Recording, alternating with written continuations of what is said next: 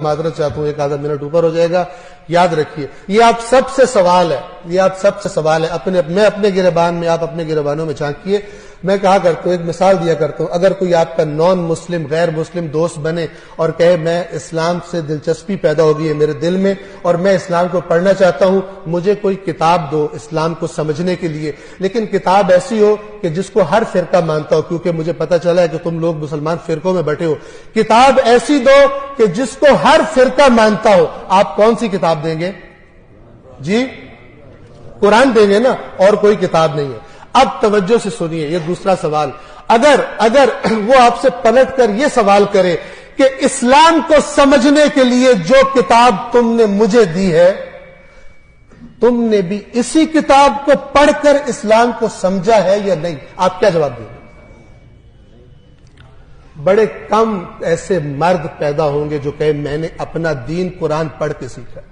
یہ بہت بڑا ظلم ہے، یہ بہت بڑا ظلم ہے جس کی شکایت رسول اللہ قیامت کے دن کریں گے میری امت نے قرآن چھوڑ دیا تھا. کسی کے پاس کوئی ایکسکیوز نہیں ہوگی میں تو فلانا مولانا صاحب کی بات سنی تھی، میں نے فلانا. اللہ کہے گا میں ہر مولانا سے بڑا تھا، تم نے میری بات کیوں نہیں پڑھی، تم نے میری کتاب کیوں نہیں پڑھی. اگر گمراہ ہوئے ہو میری کتاب سے دور رہ کر، اس کے ذمہ دار تم خود ہو. یہ میرا رسول تمہاری یہی شکایت کر رہا ہے کہ میری قوم نے قرآن کو چھوڑ دیا تھا، میری قوم نے قرآن کو چھوڑ دیا تھا.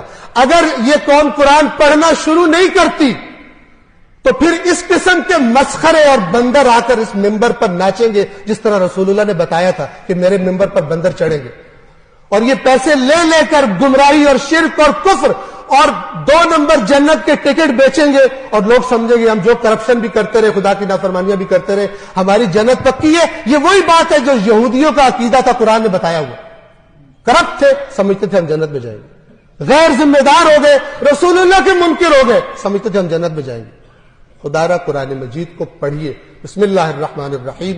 قل هو اللہ احد اللہ الصمد لم یلد ولم یولد ولم یکن له کفوا احد. صدق اللہ العلی العظیم. والسلام علیکم ورحمۃ اللہ وبرکاتہ.